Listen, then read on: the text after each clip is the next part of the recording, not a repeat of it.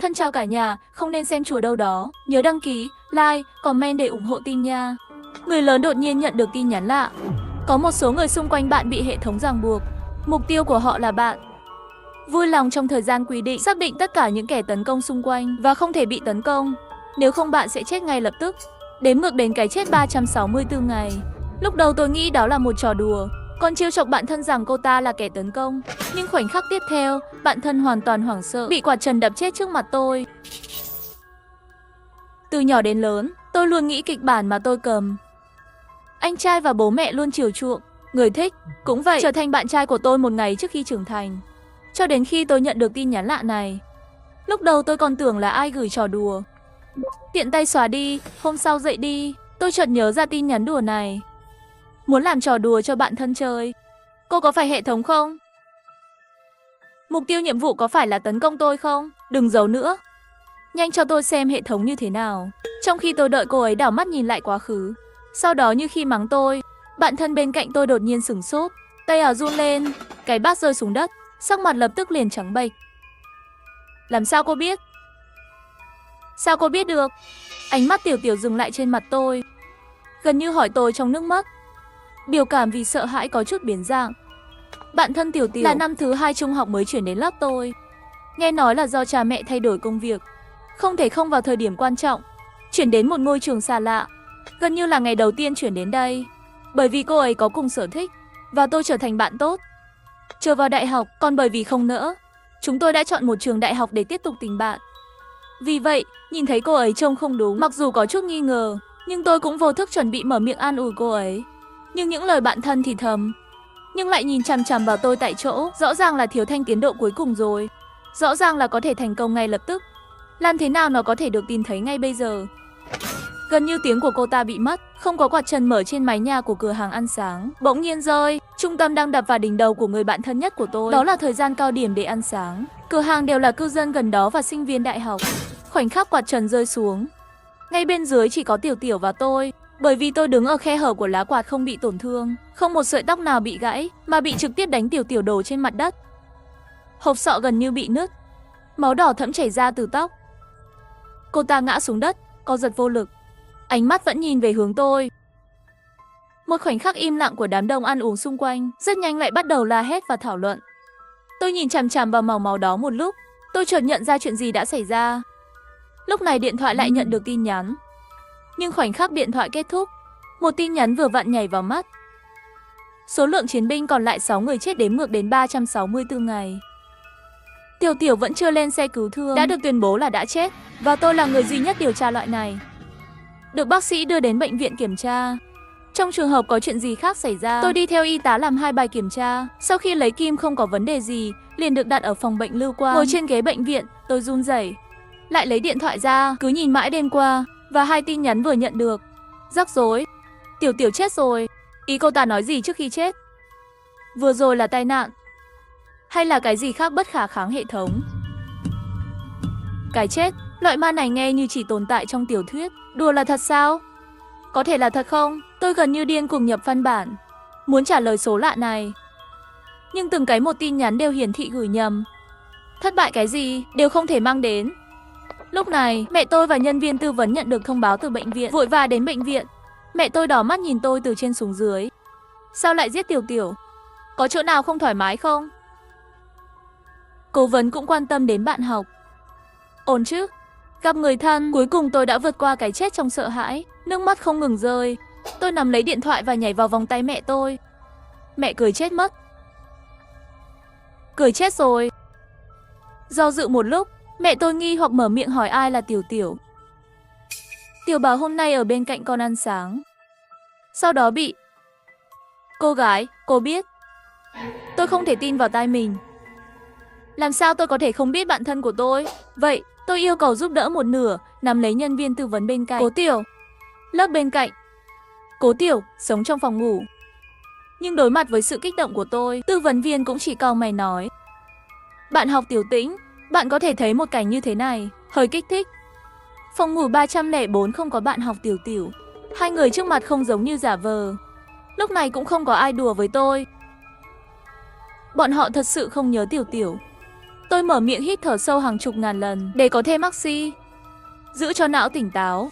Cái chết của một người bạn giống như một sự thật bị giả mạo. Đó là lúc này, tôi đoán tin nhắn đó có thể là thật. Bên cạnh tôi thực sự có những kẻ tấn công có hệ thống.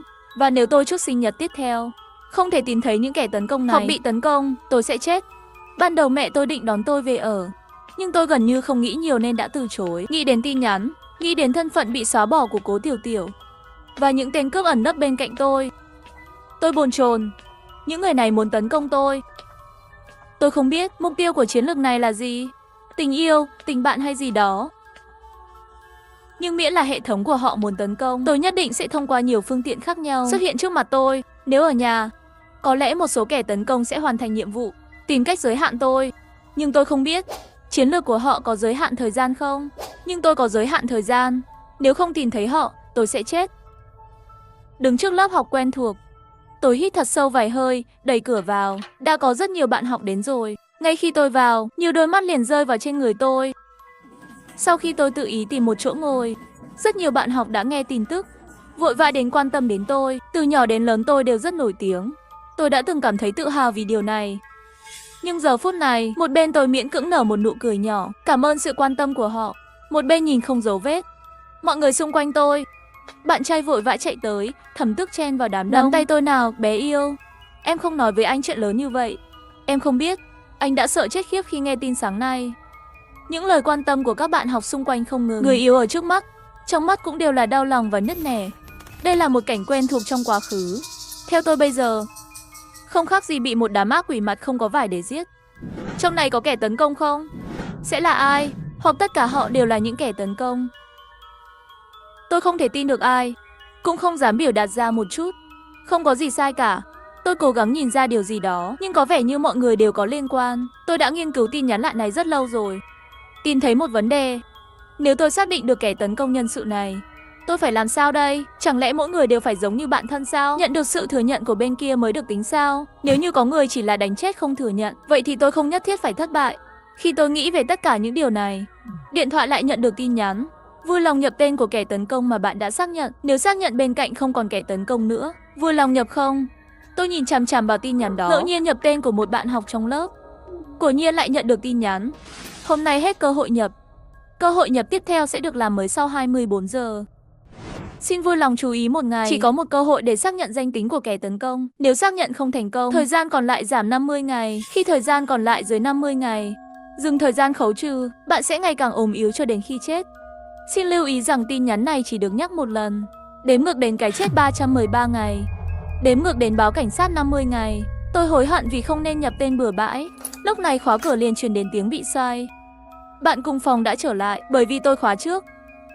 Hắn không mở cửa, còn nghi ngờ gọi 2 tiếng tên tôi. Tôi đã điều chỉnh biểu cảm, sao mắt đỏ rồi mới đứng dậy mở cửa. Sao cô? Có lẽ là mới nhớ tới chuyện hôm qua tôi nhìn thấy. Hắn có chút không tự nhiên chuyển đề tài. Tôi vừa từ bên ngoài về, mang đến cho cô đồ ăn ngon, nếm thử đi. Hắn đặt đồ trên tay lên bàn, mở ra lấy cho tôi một cái. Bạn cùng phòng luôn chăm sóc tôi, thường mang cho tôi ít đồ ăn vặt. Không, tôi cãi nhau với người khác, ngoại trừ Tiểu Tiểu, cô ấy. Người sẽ kiên định đứng về phía tôi. Chỉ mới quen nhau 1 năm, dù sao cũng không có bạn gái nhiều năm. Khi Tiểu Tiểu còn sống, hai người họ thường hẹn hò với tôi cùng một lúc. Lúc đó tôi thường chọn Tiểu Tiểu. Đôi khi tôi cũng muốn cân nhắc 2 tình bạn, làm cho mối quan hệ giữa hai người tốt hơn một chút. Nhưng hai người gần như là không hẹn mà đồng thời từ chối tôi. Tôi đã từng nghĩ là hai người không hợp nhau, hoặc có điều gì đó xảy ra xung đột mà tôi không biết. Nhưng với tiền đề là danh tính của kẻ tấn công nhỏ, bạn cùng phòng bây giờ cũng có rất nhiều khả năng là kẻ tấn công. Tôi nhận đồ ăn vặt của bạn cùng phòng, mắt đỏ hoe nói cảm ơn, thật sự cảm ơn cô rất nhiều. Này, có gì vậy? Một người bạn tốt trong phòng ngủ của chúng tôi, có nên đối xử tốt với cô không? Hắn nói xong rất cẩn thận, khắc để lộ loại đó, mong nhận được cái nhìn khẳng định của tôi. Nếu tôi không biết gì cả, tôi chắc chắn sẽ cười và ôm cánh tay của cô ấy. Nhưng bây giờ, tôi chỉ cho cô ta một cái nhìn biết ơn. Đó là khi tôi nhận thấy bạn cùng phòng thể hiện sự thất vọng về lợi ích thích hợp. Tôi nhìn đi chỗ khác làm như không thấy. Như thường lệ, chuyện xảy ra hôm nay. Lúc này tôi có một phỏng đoán táo bạo. Có sự cạnh tranh. Trong số tất cả những kẻ tấn công, người chiến thắng cuối cùng sẽ chỉ có một. Để xác nhận suy đoán này, trong vài ngày tới, tôi giả vờ sợ hãi. Rất phụ thuộc vào ngoại hình của bạn cùng phòng, gần như không thể tách rời với cô ta. Bạn cùng phòng chỉ sửng sốt một chút, vui vẻ chào đón tôi gắn bó với cô ấy. Hành động này chắc chắn đã gây ra sự bất an cho các nhà công nghiệp khác. 2-3 ngày, thông qua những hành sáu cố ý làm hài lòng tôi đem nghi ngờ cố định ở một ít người. Nhưng phương pháp này cũng luôn có giới hạn. Số người nghi ngờ không thể giảm được. Gắn bó với bạn cùng phòng đã vô dụng rồi khi xuất hiện trước mặt một lần nữa. Tôi đang bỏ qua lời mời của bạn trai, ăn thịt nướng bên ngoài với bạn cùng phòng. Hắn uống 2 ngụm rượu, 2 cái đỏ, cười khúc khích nhìn tôi. Tiểu Cẩn, cô không biết. Lần đầu tiên thấy cô, tưởng là thấy tiên nữ xuống địa ngục chứ. Cô có tính cách tốt, tốt bụng và hào phóng với mọi người. Từ lúc đó tôi đã nghĩ nhất định phải làm bạn với cô. Thông qua hộp nhập, niềm vui trong mắt hắn cũng không giấu được. Tôi nhìn cô ấy thật lâu, thở dài. Tôi rất thích thế giới này. Tôi hy vọng cô ta không phải là kẻ tấn công. Hy vọng hắn là, nếu không phải kẻ tấn công, bạn cùng phòng có thể sống sót. Nhưng nếu cô ấy, những suy đoán và lý luận liên quan đến cô ta mới có thể trở thành sự thật. Tôi cũng muốn mọi người sống sót. Chỉ tiếc là tôi không có thời gian, cũng không có cơ hội để thử. Trước tiên tôi phải đảm bảo mình sống sót. Bạn cùng phòng không phản ứng được ý nghĩa lời nói của tôi. Tôi đã nhập tên của bạn cùng phòng. Khoảnh khắc đó, cuối cùng cô ấy cũng tỉnh táo hơn một chút khỏi rượu. Mặt bạn cùng phòng bỗng nhiên trở nên trắng bệch. Hắn run rẩy đứng lên, lùi lại 2 bước muốn chạy. Nhưng không biết khi nào, một chai rượu giống rơi xuống lòng bàn chân cô ta. Hắn dẫm lên chai rượu, cơ thể mất kiểm soát và chạm cách đó không xa. Chủ cửa hàng đang mặc một chiếc bàn dây, gậy sắt và dao cắt thịt, đâm không thương tiếc vào cổ cô ta. Giống như cái chết của Tiểu Tiểu. Không cần xe cứu thương đến để xác nhận, tôi cũng có thể thấy cuộc sống của cô ấy trôi qua nhanh chóng.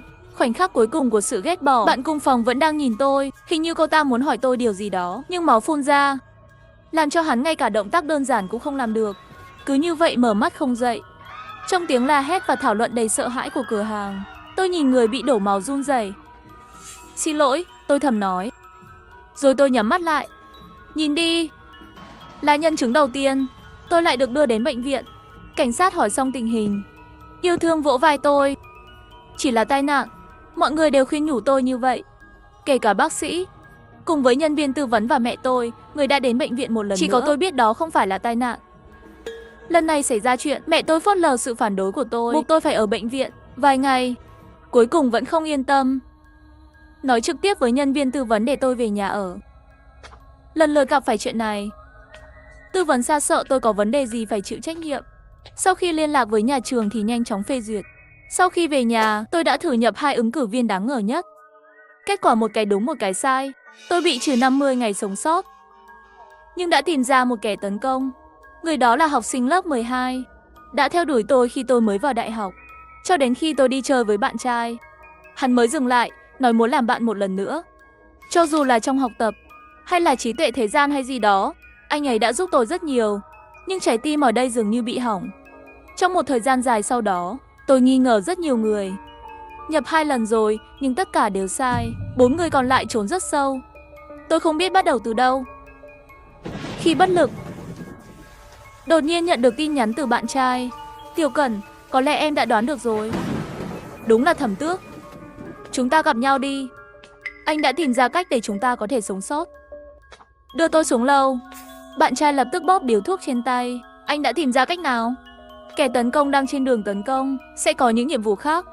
Sau khi hoàn thành sẽ nhận được đạo cụ. Sau khi hoàn thành nhiệm vụ lần trước, anh có một món đồ cao cấp. Nó tạo ra một danh tính cho người dùng, thay thế bản thể bị tất cả các vết thương chí mạng, tương đương với có cái mạng thứ hai. Miễn là sử dụng đạo cụ này, tất cả chúng ta đều có thể sống sót. Những gì anh nói có ý nghĩa gì? Làm sao em có thể tin anh? Nếu anh nói dối em có thể giết anh ngay bây giờ.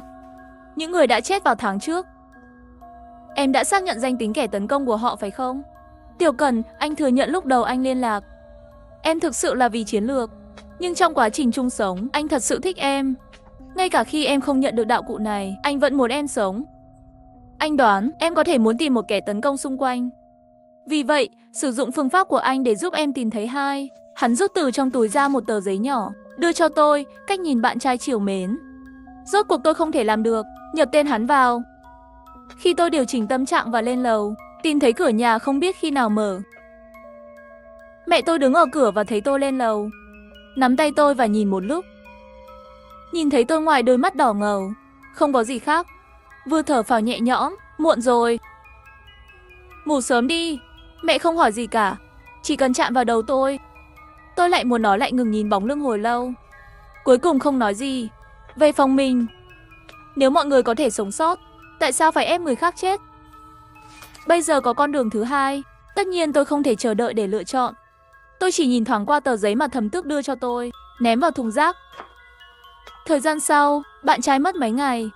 Cuối cùng cũng hiểu cách sử dụng đạo cụ này. Lúc đó tôi chỉ cảm thấy tiếng động bên tai, có tiếng sóng điện lạ. Bạn trai nhìn tôi sâu sắc. Hắn nói đi nói lại yêu tôi. Tôi yên lặng lấy điện thoại ra, điền tên bạn trai. Hắn nhanh chóng nhận ra tôi đã làm gì. Cơn thịnh nộ trong mắt hắn. Cô không tin tôi. Không phải anh đang nói dối tôi sao? Anh yêu em, anh không nói dối em. Nhưng em làm anh thất vọng. Anh yêu tôi, nhưng anh cũng muốn giết tôi. Bởi vì nhận thấy tâm ý của anh, tôi mới quyết định. Tôi biết mà, sẽ không có bất kỳ công cụ ma thuật nào cả. Bạn trai làm tất cả những điều này vẫn chỉ là để gây ấn tượng với tôi. Đãi. Sau khi bạn trai chết, tôi sẽ đặt 2 cái tên mà anh ấy đã đặt cho tôi. Nhập riêng vào, xác nhận cả hai đều là kẻ tấn công. Sau khi 3 người này chết, chỉ còn lại một kẻ tấn công mà tôi cần tìm. Nhưng thời gian sống còn lại, còn hơn 1/4 nữa. Áp lực bị tử thần truy đuổi lập tức giảm đi rất nhiều. Nhưng gia đình tôi lo lắng cho tôi. Một nhà 3 người, mỗi ngày đều có một người ở nhà cùng tôi. Sợ tôi làm chuyện gì ngu ngốc, họ nhìn chằm chằm vào tôi cũng quan sát gia đình mình theo một cách khác. Ngoài ra còn có một kẻ tấn công, tôi biết từ bạn trai. Hướng tấn công của kẻ tấn công không thể lặp lại. Và nơi duy nhất tôi không bị tấn công bây giờ là tình cảm. Thực ra tôi đã có đối tượng nghi ngờ từ lâu rồi, chỉ là tôi không dám thừa nhận. Tôi không dám gõ tên bà ấy. Cứ như vậy tôi đếm thời gian từ từ kết thúc.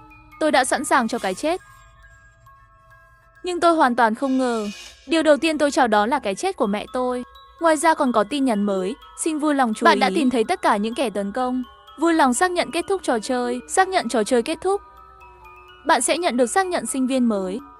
Tôi thấy nhẹ nhõm, cầu nguyện điều này kết thúc nhanh chóng. Nhưng sự giải thoát mong đợi đã không đến. Đây là tôi đột nhiên nhận ra một vấn đề khủng khiếp. Tiểu Tiểu hình như không phải là kẻ tấn công mà tôi xác nhận. Không phải sau khi tôi nhập tên cô ta. Vậy tin nhắn này, khoảnh khắc đó tôi dường như hiểu nhiệm vụ thực sự là gì. Và khoảnh khắc đó, cơn đau ập đến với tôi khi tôi mở mắt. Vào gỗ nhưng không phải ở nhà, một nơi xa lạ. Điện thoại cũng nhận được một tin nhắn. Xin vui lòng giới thiệu những nhân vật có thể giới thiệu của thế giới này. Người thành công mới có thể thông quan trò chơi này.